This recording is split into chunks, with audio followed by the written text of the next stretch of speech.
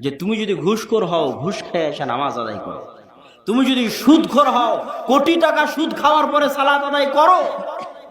তুমি যদি জেনাকারী ব্যভিচারী হও, পতিতালয় থেকে বের হয়ে সালাত আদায় করো।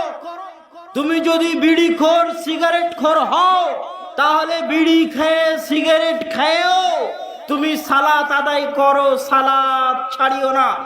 গুনাহের দোহাই দিয়ে, গুনাহের অজুহাত দিয়ে সালাত ছাড়িও না। যত বড় পাপী হও, যত বড় গুনাহগার হও, যত বড় গুনাহগার হও, যত বড় পাপী হও, সালাত ছাড়িও না। কেন?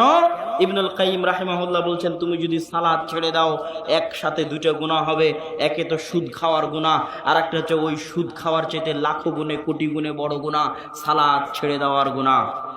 তুমি এখন বিড়ি খালা, এই বিড়ি খাওয়ার গুনাহের চাইতে হাজারো গুণে, লাখো গুণে, কোটি গুণে বড় গুনাহ হচ্ছে সালাত ছেড়ে দেওয়ার গুনাহ। বিড়িও খেলে সালাতও আদায় করলে না, একে তো বিড়ি খাওয়ার গুনাহ, আর একে তো সালাত ছেড়ে দেওয়ার গুনাহ, যেটা বিড়ি খাওয়ার চাইতে লাখো গুণ, কোটি গুণ ভয়ঙ্কর, বিপজ্জনক, মহাপাপ, মহা অন্যায়। কেননা ওটা হচ্ছে আল্লাহর অর্ডার, আল্লাহর আদেশ। আল্লাহর আদেশ তুমি মানতে বাধ্য, যে কোনো পরিস্থিতিতে, যে কোনো অবস্থায়, যেখানে থাকো না কেন। কোনো অজুহাত দিয়ে আল্লাহ